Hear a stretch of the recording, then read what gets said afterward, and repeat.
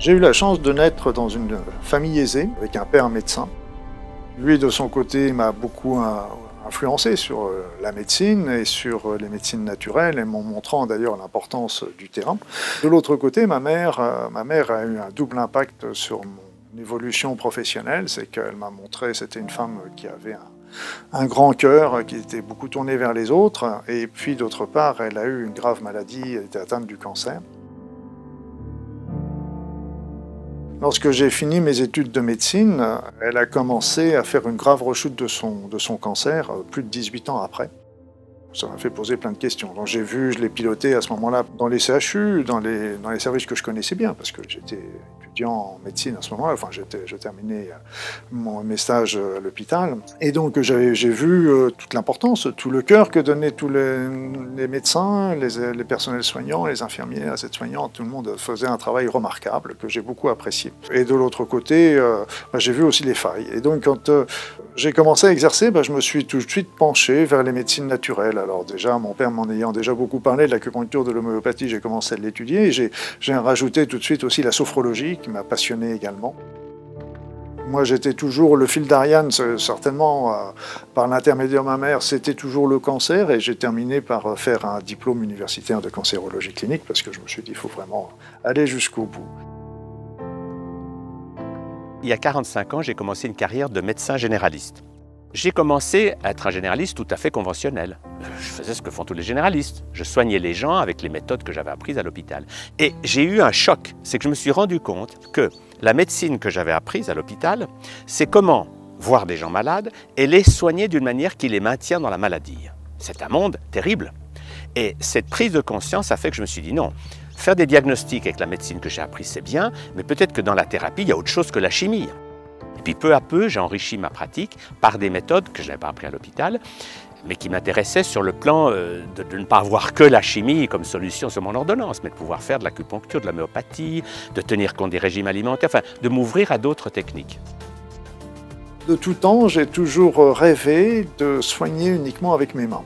Et en fait, j'ai rencontré plein de guérisseurs, de magnétiseurs, en France, de toucheurs de feu. Et donc, tous ces gens-là m'ont appris moult techniques. Et ces techniques, pendant longtemps, je les connaissais, mais je ne les pratiquais pas. Je ne me permettais pas de les pratiquer, pour la bonne et simple raison que j'étais médecin et que, pour moi, elles étaient complètement empiriques, même si, pour moi, elles étaient bonnes, parce que le simple bon sens veut dire que si ces spécialités ont traversé les siècles et qu'elles ont toujours des patients qui viennent les voir, ça veut dire qu'ils ont des résultats. Il ne faut pas prendre les personnes pour des imbéciles. Donc ça veut dire que s'ils ont des résultats, ça vaut vraiment le coup de s'y pencher. Moi, ce qui a été le déclencheur, c'est en 99. En 99, j'ai fait un accident vertébral. J'ai fait une hernie discale paralysante et j'ai perdu l'usage de la jambe gauche. Donc là, on m'a opéré en urgence. Opération, bon, ça a bien marché et tout. Mais le problème, c'est que j'ai mis 3 ans pour récupérer. Parce qu'une fois qu'ils ont fait l'opération, bon, c'est tout. Notre boulot il est fait, maintenant débrouillez-vous. À vous de jouer. Et alors j'ai galéré pendant 3 ans. Et c'est là que j'ai utilisé cette ressource que j'avais. Et j'ai réussi à marcher et puis à fonctionner. Et mon médecin qui a vu ça m'a dit tu as un don. Pourquoi tu ne l'utilises pas pour soigner les personnes? Tu essayes et puis tu vas voir. Alors j'ai fait quelques essais et c'est vrai que c'était concluant. Et de là, j'ai commencé. On a commencé surtout par des douleurs, des gens qui ont des problèmes de dos. Ça marche bien. On laisse faire et puis ça marche tout seul. Bon. Alors, j'ai cherché à comprendre et je me suis rendu compte que les gens sur qui je travaillais, c'est des gens qui étaient énormément stressés. Donc j'ai découvert au fil du temps que c'est le stress, l'excès de stress, les chocs émotionnels, décès, séparation, divorce, des gros chocs émotionnels qui créent des blocages. Alors la tête génère le blocage. Et ça fait un peu comme si on fermait des portes. Donc les portes fermées, ça empêche de circuler au niveau énergétique et ça crée le problème. Alors en fonction de sa faiblesse, ça va générer telle ou telle chose. Moi le bobo ne m'intéresse pas. Moi ce que je recherche c'est là où ça a généré le problème. Et quand on monte à ça, vous arrivez à faire tout partir en même temps sur très peu de temps. La clé, c'est de comprendre que notre corps est d'une intelligence absolument incroyable. Notre corps est des millions de fois plus intelligent que tous les médecins du monde. Donc si le corps fait une maladie, ce n'est pas pour nous casser les pieds, c'est parce que ça a un sens.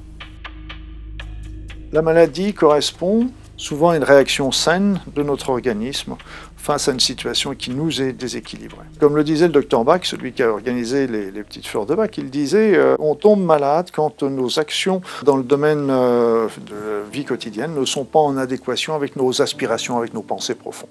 Et ça, il avait raison parce que tout simplement, nous, c'est pareil, c'est qu'on est toujours en train de faire des conciliations, on est en train de faire des compromis avec la vie, avec tout ça. Mais tous ces compromis ne font que nous éloigner. Et de temps en temps, il y a un petit choc émotionnel qui arrive, mais on le met de côté. On l'oublie.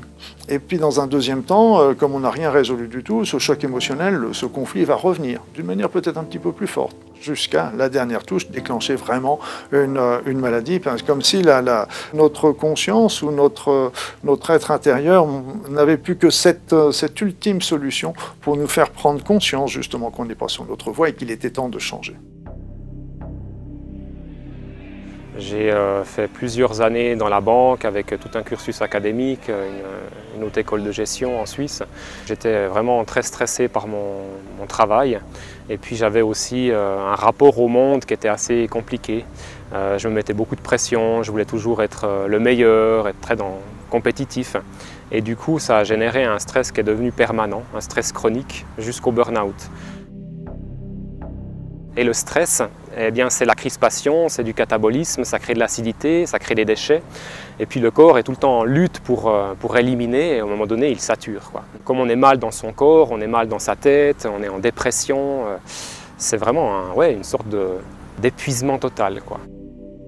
Et là, je me suis ouvert à des techniques de bien-être, d'abord la sophrologie, la relaxation.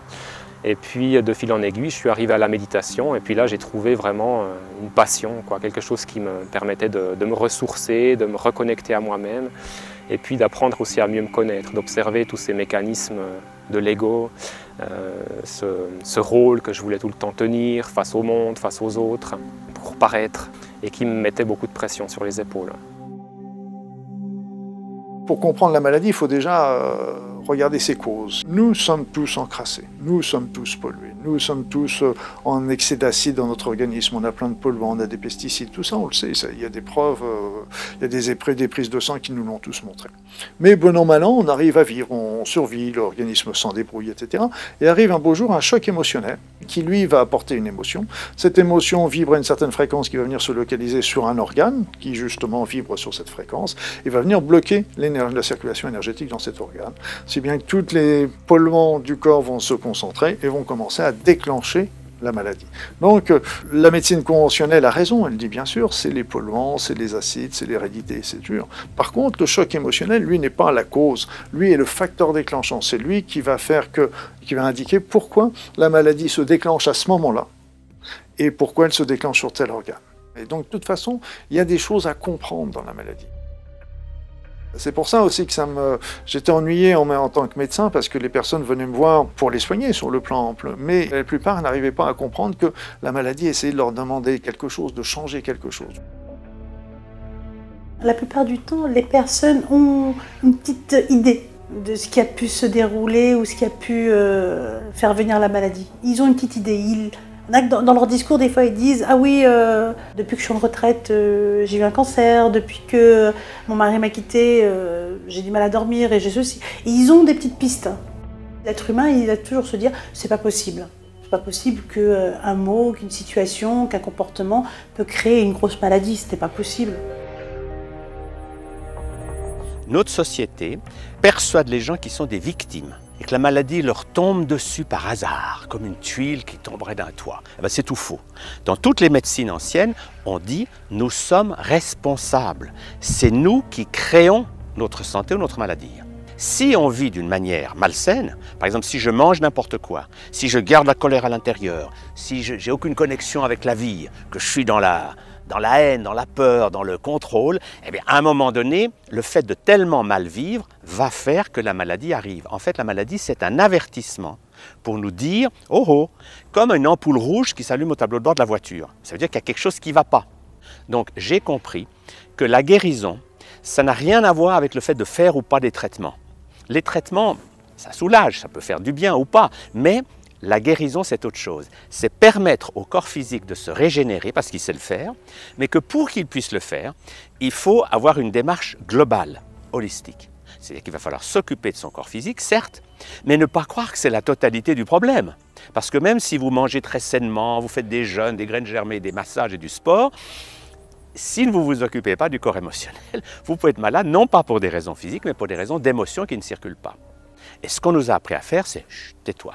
Tu ne cries plus, tu ne ris plus, tu ne pleures plus, tu deviens comme tes parents, sérieux. Et on entre dans le stress, on entre dans ce moule occidental que la vie c'est dur, il faut tout le temps se battre, c'est la compétition, etc. Et on a perdu l'usage de notre corps. Et regardez ce que ça donne, regardez ce nombre de personnes âgées qui sont de plus en plus lourds, qui avalent des pilules et qui ont une vie vraiment catastrophique. Alors que nous n'avons pas été conçus par la nature pour devenir vieux et malades. Il n'y a aucune raison d'être vieux et malade. Si on est vieux et malade, c'est parce qu'on a des habitudes qui nous poussent à ça. C'est vrai qu'on vit dans une société où il y a beaucoup de stimuli négatifs, de stimuli disharmonieux, la pollution, les ondes électromagnétiques. Si l'être humain vivait en harmonie avec un environnement naturel, il serait moins exposé à ces sources de pollution. Mais après, effectivement, il y a comment je me sens, moi. Il y a des gens qui sont exposés aux mêmes stimuli disharmonieux et qui vivent bien. Pourquoi ? Parce qu'ils ont un autre rapport à eux-mêmes, ils ont un autre rapport à la vie. Après, il y a beaucoup de facteurs dans la maladie aussi, le terrain génétique, il y a la psyché.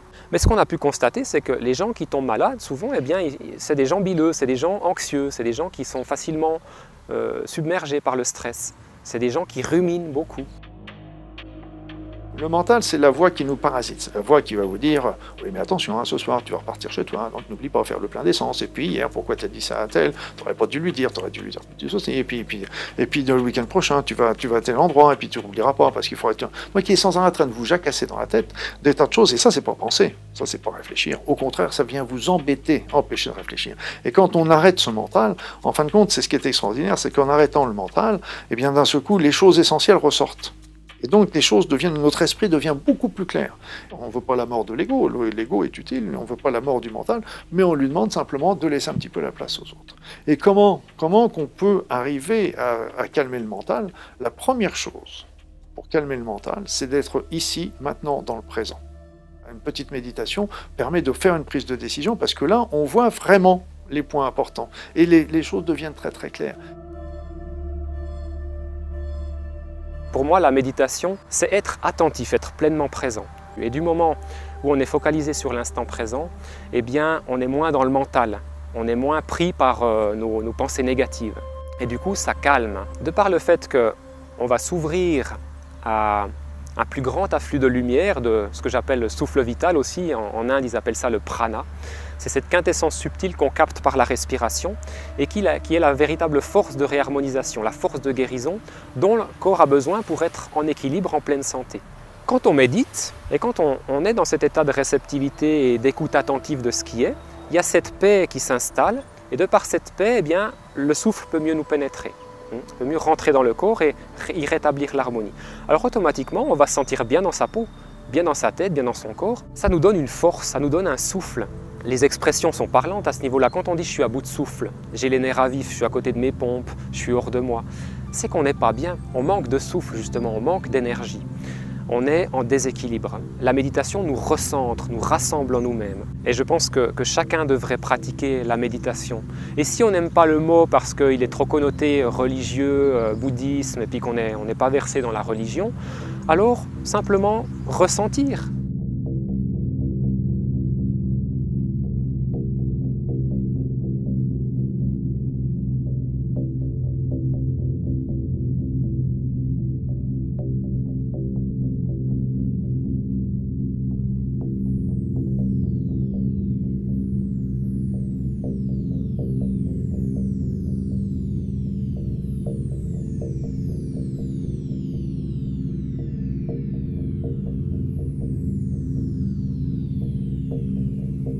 Ce qui est passionnant avec la physique moderne, notamment la physique quantique, c'est qu'on a été obligé, si vous voulez, de voir que la matière, les émotions, les pensées et quelque chose d'autre fonctionnent ensemble.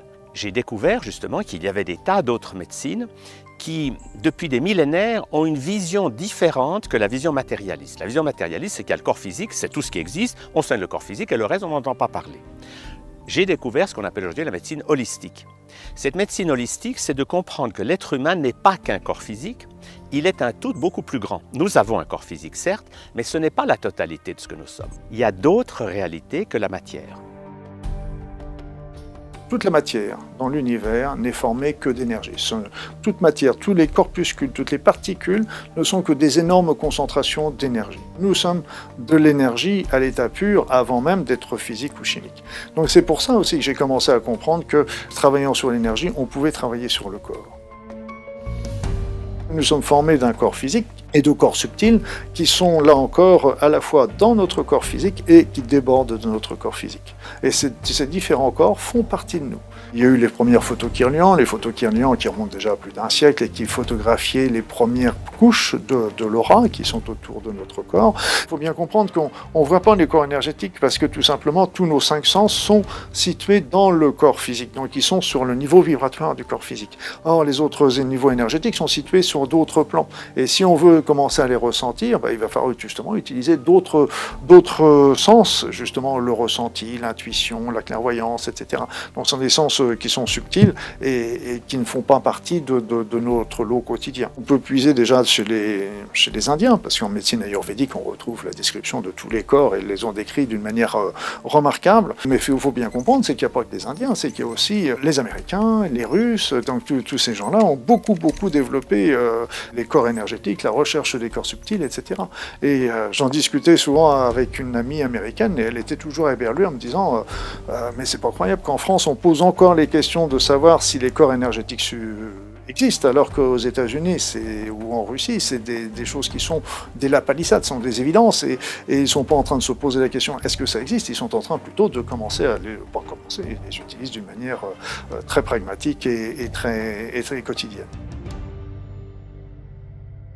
En fait, la maladie, quand les personnes viennent me voir, ou elle est déjà en action, active dans le corps physique, ou elle est en cours d'installation. Moi, j'appelle ça d'installation, c'est-à-dire elle est dans des corps, elle est envoyée, on va dire, elle est en attente, et elle arrive petit à petit dans le corps physique.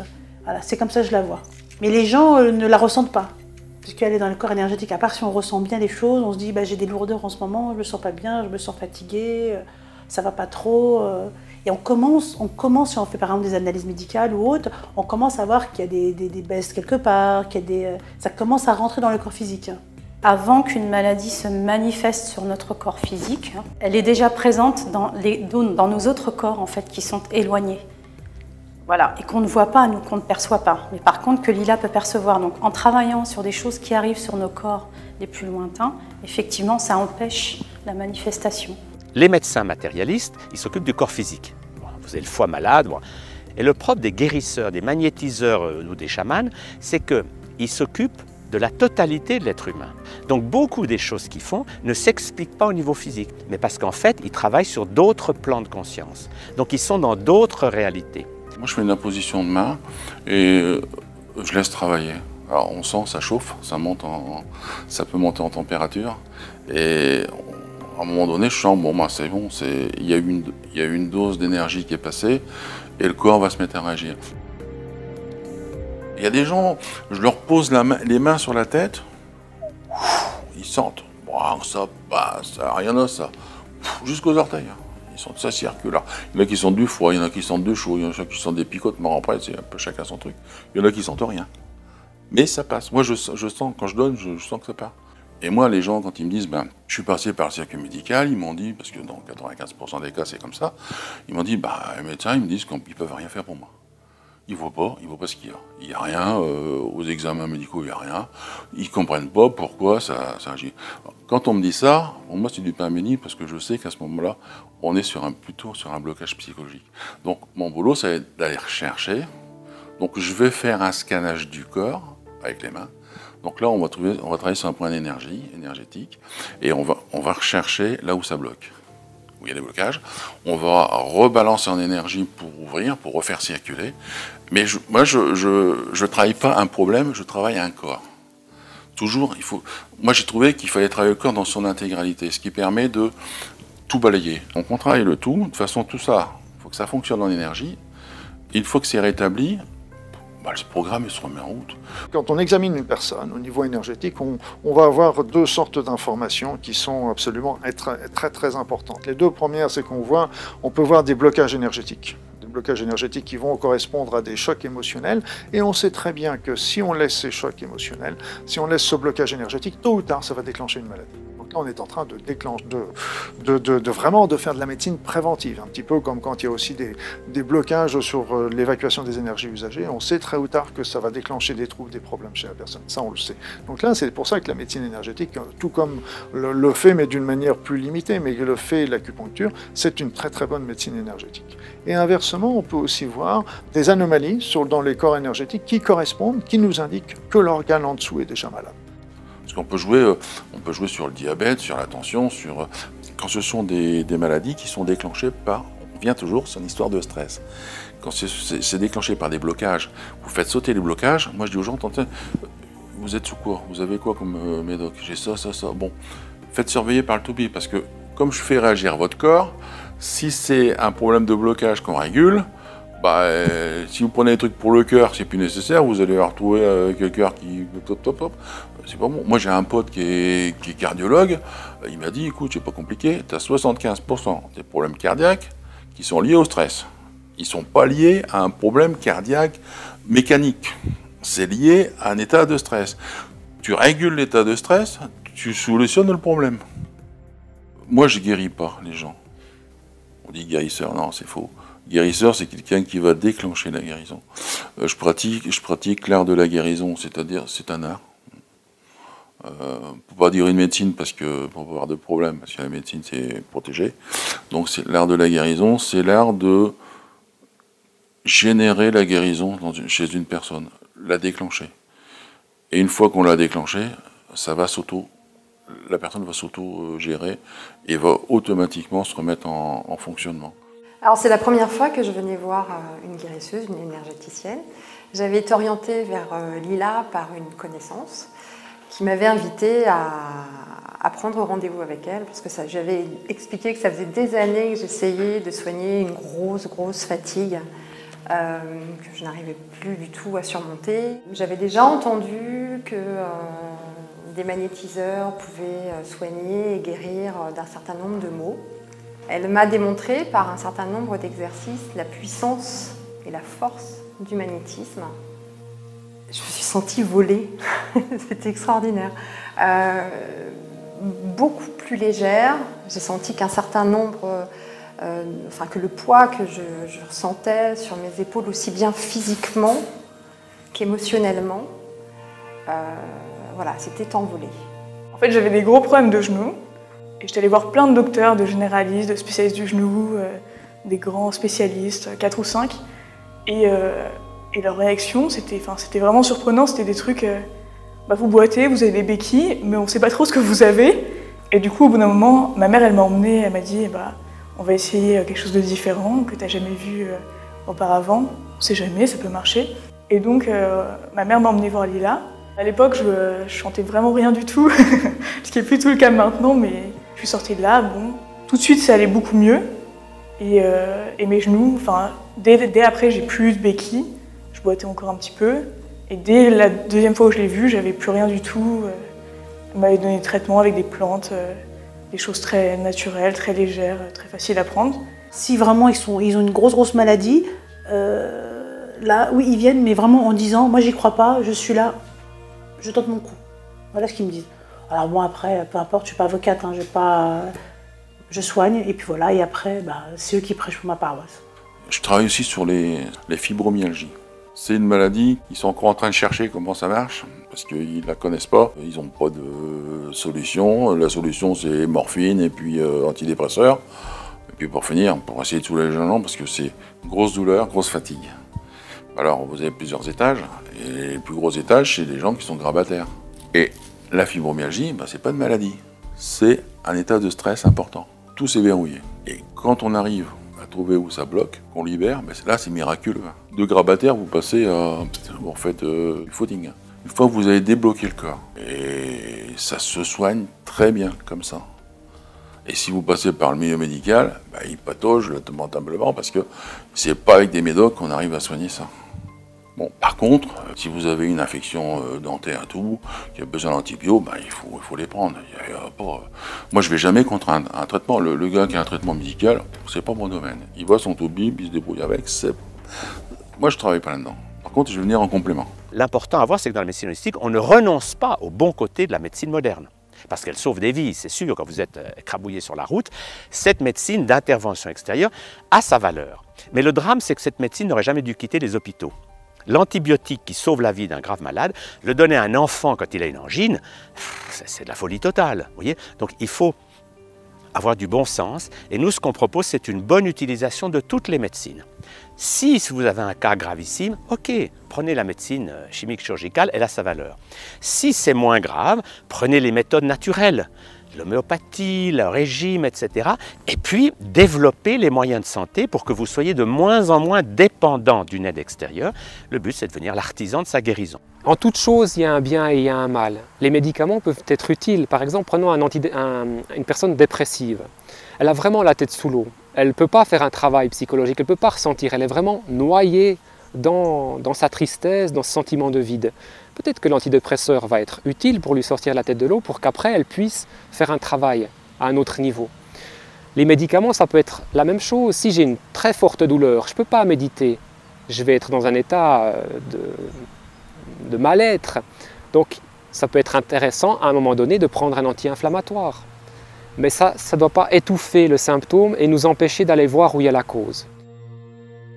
Les médicaments, moi, à partir du moment où j'ai été soignée par Lila, j'en prends qu'en cas d'extrême urgence, c'est-à-dire si j'en ai besoin pour une intervention ou qu'il y a vraiment quelque chose d'important, oui, mais sinon, Et d'ailleurs, ma boîte de médicaments à la maison, elle est passée de 2 boîtes comme ça à le strict minimum. À part le dentiste, qui est vraiment quelque chose où on ne peut pas faire grand-chose, je ne vais jamais voir de médecin. Donc si vraiment je suis très très malade et que je n'arrive pas à me soigner parce que j'ai récupéré le rhume de mon fils ou quelque chose comme ça, j'y vais, mais sinon jamais. Si vous voulez, j'ai lu pas mal de choses et pour moi la médecine chinoise c'était de soigner avant d'être malade. Si eux ils le faisaient il y a des milliers d'années, je pense qu'on peut le refaire relativement facilement maintenant. Voilà. Et soigner la cause plutôt que les effets, ça pour moi c'est rationnel. Soigner les effets sans comprendre la cause, ça j'arrive pas à comprendre. En Chine, ce qui se passe, c'est que les médecins, ils sont payés une seule fois par an. C'est-à-dire, on va les voir et on fait en sorte de ne pas avoir de maladie. C'est-à-dire, on fait de la prévention. Et bien, c'est pareil. On fait de la prévention, c'est-à-dire, on évite d'attraper des choses. C'est un peu comme si on sait qu'il y a une petite brise dehors, on va prendre son parapluie. On va éviter d'avoir la puce sur la tête, d'être enrhumé. On va éviter d'avoir mal à la gorge, on va mettre son écharpe. C'est exactement la même chose. De bien s'alimenter son esprit, de bien alimenter son corps, automatiquement, on ne peut que être bien. Maintenant, si vous tombez d'une échelle, je suis mécanique, vous êtes tombé, vous êtes fracturé un truc, il faut que ça se ressoude. Le corps, il ressoude. Hein. Alors maintenant, c'est bien parce qu'ils vous mettent des broches, des trucs, pour ça ils sont forts, il n'y a pas de problème. Là-dessus, ils sont au point. Ils peuvent vous foutre une prothèse de jambe qui perd de la cheville, qui arrive jusqu'au genou, jusqu'à la hanche. Hein. Ils peuvent vous faire une jambe artificielle. Hein. Maintenant, on peut tout faire. Hein. Mécaniquement, c'est formidable. Mais ce qu'il y a, c'est quand vous provoquez votre maladie.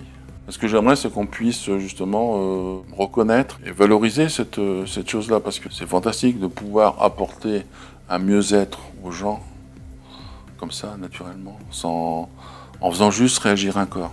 On n'a pas besoin de plus. Et si ça marche pas, on va aller plus loin. Mais on peut déjà commencer par ça. J'ai beaucoup travaillé, je travaille avec des médecins, j'ai travaillé avec des hôpitaux, je travaille avec... il y a des journalistes scientifiques, donc ils ont vraiment un regard objectif et ce sont des gens intelligents, on va dire, pour moi, qui voient que mes soins sur les personnes qui m'envoient sont vraiment... Ils agissent, ils sont en action, ils le voient par leur scanner, ils le voient par leur radio, ils le voient par les analyses, ils le voient. Ils ont vraiment un regard sur moi bienfaisant.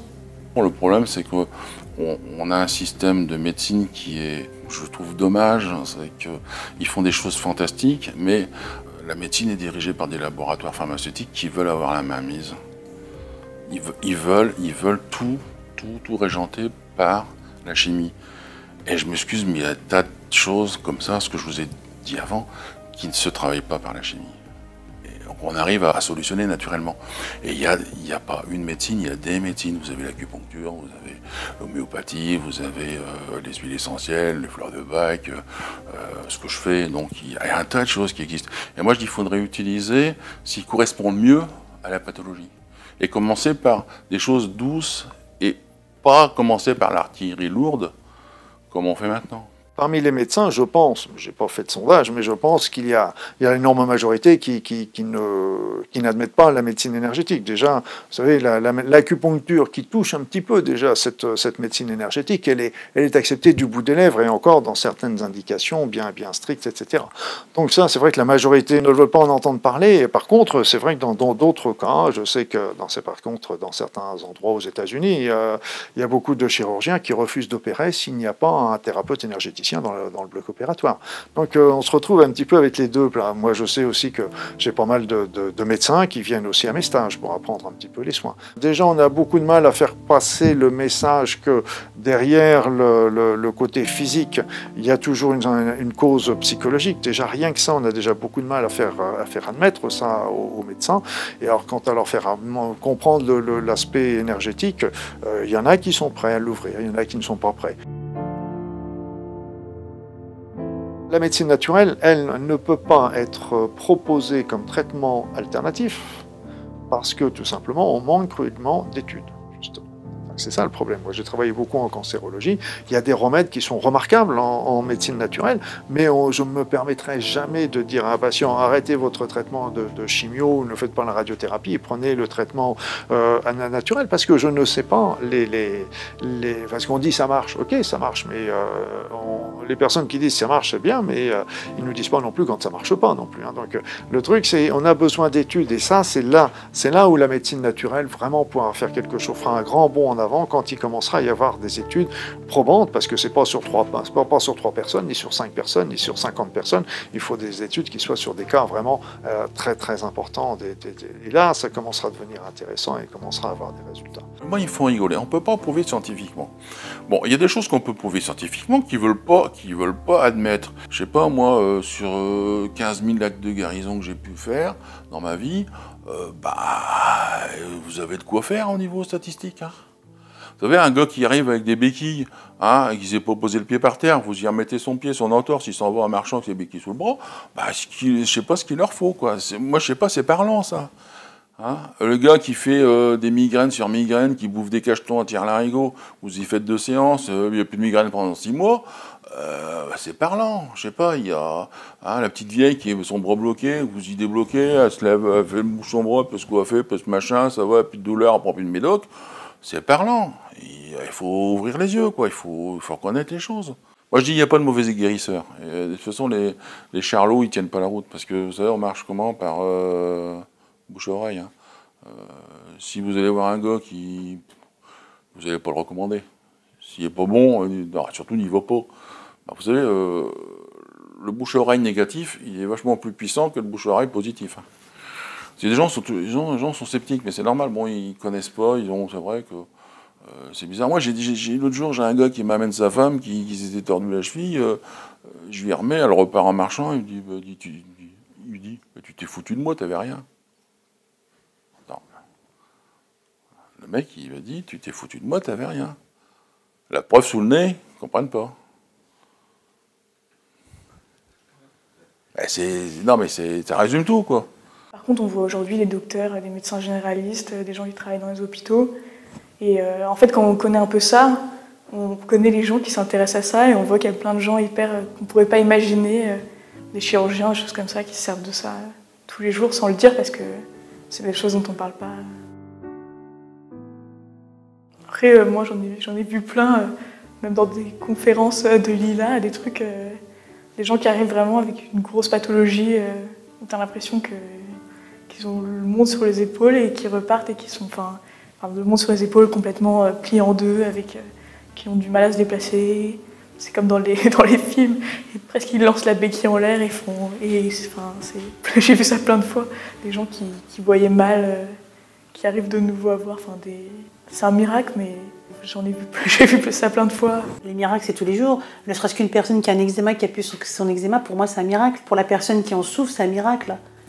Une personne qui doit mourir et qui a pu son cancer et que les scientifiques n'arrivent pas à l'exprimer ou l'expliquer, ou ils disent que c'est bon, voilà, c'est comme ça, c'est que ça devait être fait, ou autre. Bah, non, pour moi, c'est des miracles. Mais il y en a toujours, mais on les cache, tout simplement. On ne va pas dire à la télé « Ah, une jeune femme a été guérie. Ah, une femme qui n'arrivait pas à avoir de bébé, un guérisseur l'a guérie. » On ne va pas le dire. Le problème, c'est qu'on est seul. On est très seul dans ce métier-là. Et puis on n'est pas aidé parce que, comme l'entourage vous demande si vous n'avez pas fumé la moquette, moi quand j'ai basculé dans cette voie-là, au niveau familial, vous savez, on va regarder un drôle l'œil, il dit « Qu'est-ce qu'il nous fait là ?» Parce qu'ils vous connaissent, hein. Donc il dit « Qu'est-ce qu'il nous fait là ?» Bon, l'extérieur ça passe mieux. Mais on n'est pas aidé, il faut qu'on ait une certaine force pour pouvoir surmonter tout ça. Et puis, bon, et au début, on se pose des questions. On dit, est-ce que c'est la voie? Est-ce que je fais pas fausse route? Est-ce que c'est vrai? C'est pas vrai? Ça marche pas? Puis, au fur et à mesure qu'on fait, on a les résultats. Donc, on les additionne. On le fait 1 fois, 5 fois, 10 fois, 20 fois, 50 fois. Bon, là, à force d'additionner les résultats, on dit, bon, ça fonctionne. On sait que ça marche. C'est dur de vivre dans cette société en tant que médium, c'est dur de vivre dans cette société en tant que guérisseur et en plus en tant que femme. On vous critique, on vous dit c'est du placebo, c'est du je sais pas quoi. Et quand on voit vraiment, parce que moi j'ai été testée quand même par des scientifiques, j'ai été testée par des gens tout simplement, les gens qui sont guéris, les gens qui... quand on voit même qu'il y a du résultat, que c'est là, on va quand même... L'être humain, il laisse pas de la chance, il laisse pas il se laisse pas sa propre chance, on va dire, d'évoluer et d'ouvrir ses yeux. Alors moi, mon rôle, c'est de dire aux gens, vous avez raison de ne rien croire sur parole. Parce qu'on vous a souvent mis dans beaucoup d'ennuis à vouloir vous obliger à croire quelque chose. Au Moyen-Âge, vous deviez croire que la Terre était plate, autrement vous brûlez sur un bûcher. Maintenant, vous devez croire que l'industrie chimique va vous sauver la vie, autrement, vous devez croire que les vaccins, c'est la seule chose qui... Bon. Je prends un certain nombre des croyances de base de notre société et je montre qu'elles n'ont aucun fondement scientifique. Étonnant. Je prends un exemple. Beaucoup de Français croient que si on n'a pas de protéines animales, pas de viande et pas de lait, on ne peut pas vivre. Eh bien, c'est une croyance totalement fausse. Vous étudiez scientifiquement les études là-dessus, vous voyez que non, il y a toutes les protéines dans les végétaux. Je travaille là-dessus depuis 45 ans. Et la loi simple pour l'alimentation, elle est très très simple, c'est la loi des 3 V. Végétal, vivant, varié. Qu'est-ce que ça veut dire? Le premier V de végétal, c'est que le corps humain a été conçu par la mère nature pour fonctionner avec des végétaux. Et tout ce qu'on mange qui vient de l'animal nous rend malade.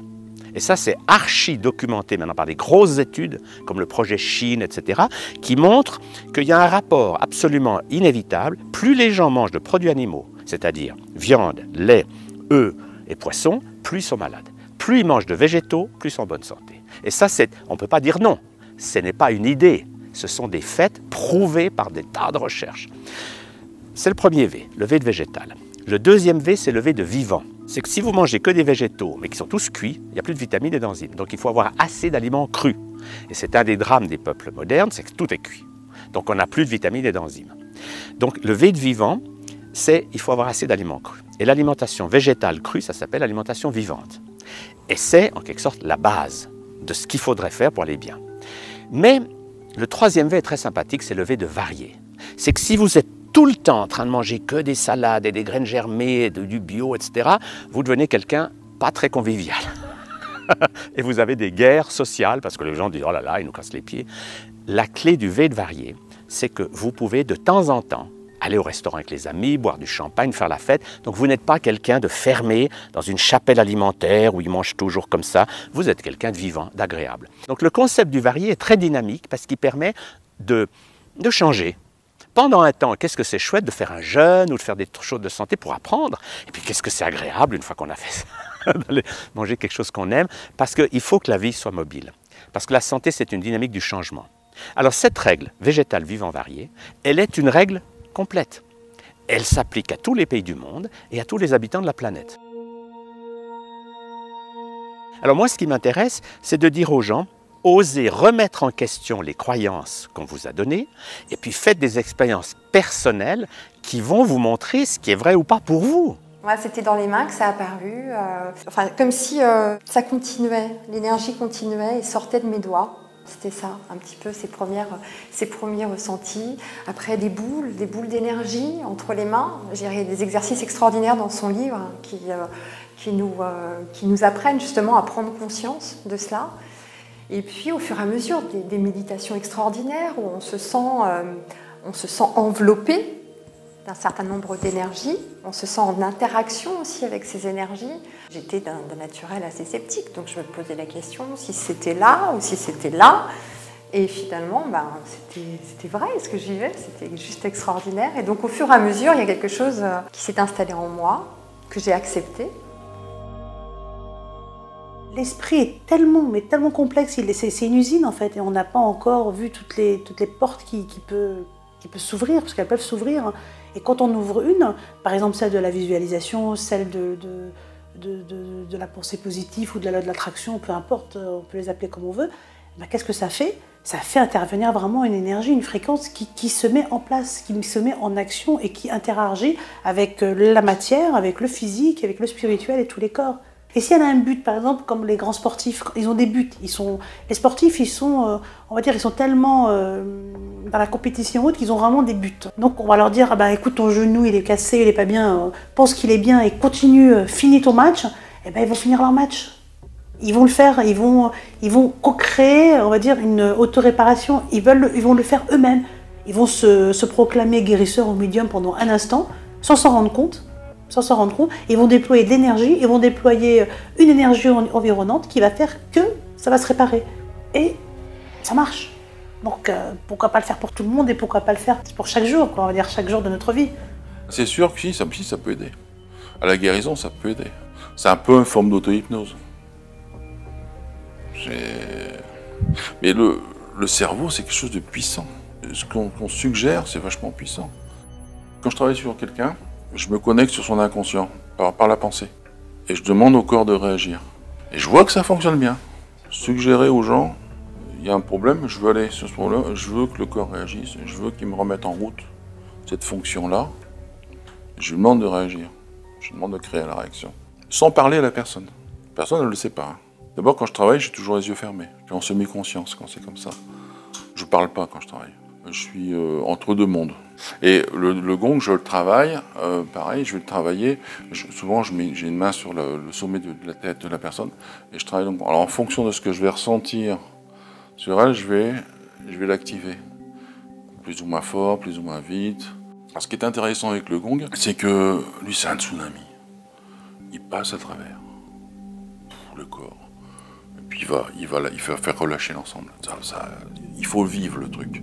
Il n'y a que quand on le vit que vraiment là on perçoit la chose.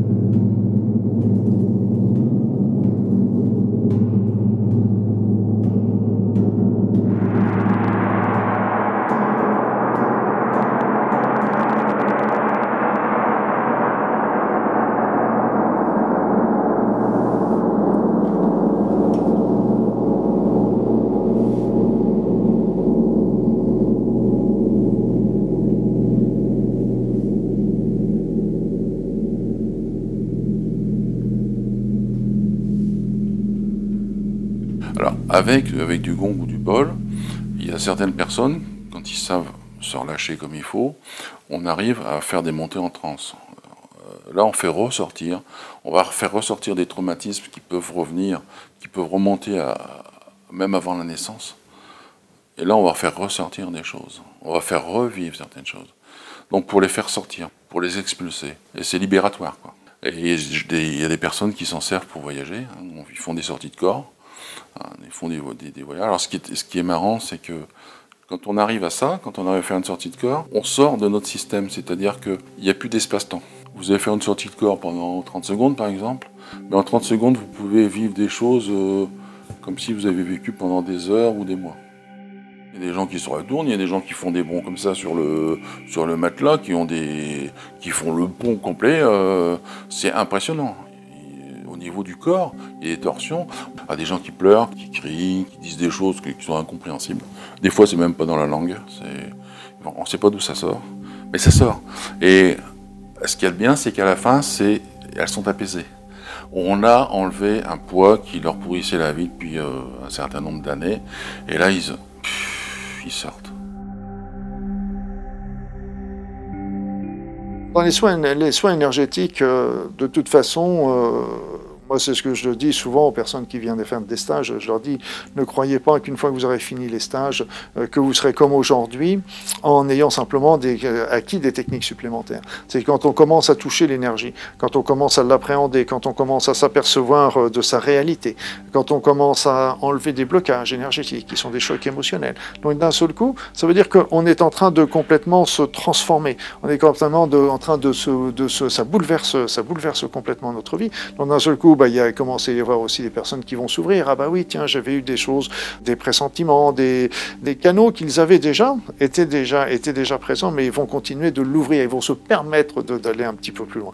Donc c'est la médiumnité, c'est de comprendre un petit peu que d'un seul coup, si on peut sortir de notre corps et que notre conscience s'en va et que le corps reste, ça veut dire que si notre conscience s'en va, ça veut dire qu'elle n'est pas dans le cerveau, c'est qu'elle est ailleurs en plus. Et donc on a aussi des preuves quelque part indirectes, tout simplement avec les études des gens qui font des morts imminentes, les états de mort imminente, sont des gens qui sont capables de sortir de leur corps et donc et de décrire ce qu'ils ont vu en étant sortis de leur corps, alors que techniquement, par exemple, ils étaient morts cliniquement, alors qu'ils peuvent aller visiter d'autres pièces dans un hôpital et décrire ce qu'ils ont vu. Donc il y a des choses comme ça qui sont aussi des preuves pour ceux qui le voudraient. C'est pas des preuves scientifiques, mais c'est des témoignages qui sont quand même très importants également. On ne peut pas rester bloqué dans l'idée que j'ai un corps de matière, que je vais mourir, que ça s'arrête.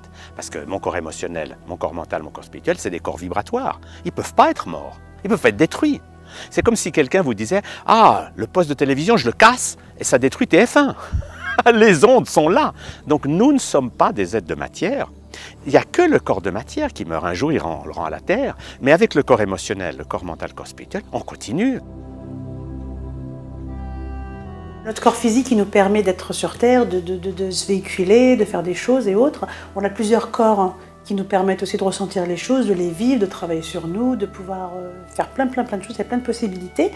Et quand on meurt, quand on part, en fait, d'ailleurs ça a été vu scientifiquement, qu'ils ont scanné une personne qui est en train de mourir.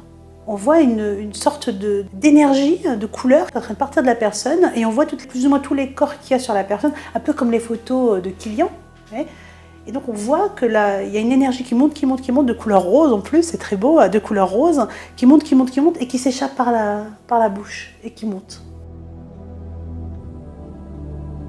En fait, depuis toute petite, je croyais en Dieu, mais je me posais plein de questions et je me demande par rapport à la foi, par rapport à ce qu'il y a d'autres mondes, enfin, comme tous les êtres humains, je pense, se posent la question, est-ce qu'il y a autre chose à côté? Et en fait, les ateliers m'ouvraient une porte vers des mondes plus subtils, des mondes qu'on ne voit pas forcément, mais des choses qu'on ressent, le monde du ressenti en fait. Tout le monde ressent, perçoit, et c'est dommage de passer sa vie à être à côté de ça. Et donc les ateliers m'ont vraiment permis d'accéder à des choses nouvelles, d'apprendre à faire des soins, apprendre à faire des méditations, de voir des choses. Moi j'ai l'impression maintenant d'apercevoir clairement des messages que j'entends à différents moments de la journée. Enfin voilà, j'ai l'impression d'entendre et j'entends des messages qui sont clairs. J'avais donné un exemple une fois, je devais prendre une route que j'avais l'habitude de prendre et j'entendais ne prends pas cette route, le chemin est barré, ou ne prends pas cette route, et puis je n'ai pas écouté et j'ai pris la route et effectivement à un moment la route était barrée, donc j'ai dû faire demi-tour et là je me suis dit bah ouais je l'avais entendu, j'aurais dû écouter, voilà c'est tout. Donc voilà, c'est des cas un petit peu concrets comme ça. Alors au départ c'est un peu déstabilisant, c'est perturbant, donc on se dit c'est moi, j'ai vraiment entendu, j'ai pas entendu, non, c'est moi qui me parle. Et au fur et à mesure, on se rend compte que voilà, c'est vraiment du concret. Donc maintenant, quand j'entends, c'est très furtif. J'essaye de capter l'info et de me dire je fais attention. On se sent peut-être un peu déphasé ou un peu pas à côté de la plaque, on va dire. Mais il y a tellement de synchronicité, il y a tellement de choses, il y a tellement de messages de l'univers, on va dire. Il y a tellement de messages, il y a tellement de choses qui se créent, qui se co-créent dans l'instant que, voilà. Après, c'est vraiment se dire, on ferme les yeux et puis on n'entend plus rien, on voit plus rien, ne serait-ce que sans être médium, sans être guérisseur, sans rien du tout. Il y a des messages, il y a des choses. Moi, je crois en le fait qu'on attire à nous ce qui émane de nous. Si je vibre la disharmonie, il y a plus de chances que j'attire des choses disharmonieuses dans ma vie. Et ces choses seront quelque part le reflet de ce que je suis moi-même, effectivement. Ça, je crois qu'on peut le dire. Et je crois qu'on peut surtout l'expérimenter, parce qu'à un moment donné, il y a les croyances et puis il y a ce qu'on vit. Et dans ma pratique, une fois qu'on commence vraiment à observer les choses, on voit que si on n'a pas réglé quelque chose, on risque de l'attirer, comme des situations récurrentes qui reviennent, toujours le même type de confrontation avec les gens, de choses qui nous sont dites. Hein. Et par contre, une fois qu'on a lâché prise, qu'on a guéri la cause qui finalement se manifestait en tant que conséquence à l'extérieur, elle ne se manifeste plus. Parce que le monde des causes est toujours en nous, le monde extérieur est le monde des conséquences. Si je guéris la cause, la conséquence ne se manifeste plus, effectivement. Notre société nous amène de plus en plus vers la peur de la crise, la peur du chômage, la peur de manquer, la peur de la guerre, la peur des attentats, la peur, et tout ça, ça nous tire vers le bas. Et si bien que c'est pour ça que la plupart des personnes de mes concitoyens sont si mal à l'aise et qu'en fin de compte, ils se retrouvent tiraillés entre des sentiments inconscients qui les attirent vers le haut, et puis ce qu'ils vivent, ce qu'on leur montre au quotidien, et qui les tire vers le bas. Et puis on vous donne un journal qui vous redonne encore un petit coup en vous disant les augmentations qu'il va y avoir ou les risques de guerre ou d'attentat. C'est pas fait pour remonter votre niveau vibratoire.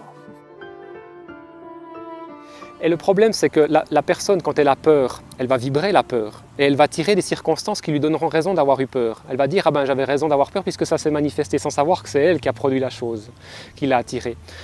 Alors qu'effectivement, si on a peur, il faut aller voir pourquoi on a peur. On a souffert du manque quand on était plus jeune. Peut-être qu'on a hérité de mémoire aussi au niveau du manque. Nos ancêtres ont manqué et puis on a hérité de cela.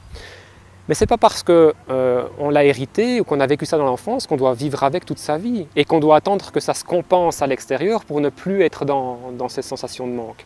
Souvent, les gens, justement, attendent que ça change à l'extérieur pour être dans le bonheur, dans la joie. Et du coup, ils conditionnent leur état d'être aux circonstances extérieures. Et ils perdent leur pouvoir. Ils donnent leur pouvoir au monde extérieur aux autres. Dans la méditation, dans la voie spirituelle en général, on va se réapproprier notre pouvoir par la prise de notre responsabilité pleine et entière dans ce qu'on crée. Si on se croit victime et qu'on croit que les solutions doivent venir de dehors, eh bien on est dans la souffrance et la dépendance. Si on dit je suis responsable, je prends ma vie en main, alors on va pouvoir apprendre à gérer son corps physique, son corps émotionnel, et on entre dans une dynamique de la responsabilité. Et ça, c'est ce qui fait peur à beaucoup de gens. Ils sont des assistés. Ils ne veulent pas se prendre en main. Mais moi, ce que j'aime et que j'admire, c'est que dès que quelqu'un prend sa vie en main, il commence à devenir un créateur. C'est pour ça qu'à un moment donné, il faut accepter la responsabilité de ce qu'on a créé. Après, c'est une question aussi de foi. Est-ce que j'ai foi en mon pouvoir créateur ou est-ce que j'y crois pas du tout? Après, on rentre dans les croyances. Il y a des gens qui ne vont pas y croire et ce sera peut-être juste pour elles, au niveau de leurs croyances, qu'elles continuent d'expérimenter le manque, la souffrance et qu'elles se positionnent constamment en victime. Si elles font ce choix-là, elles ont le droit, mais elles vont subir les conséquences, c'est sûr. On n'a pas besoin de souffrir pour apprendre.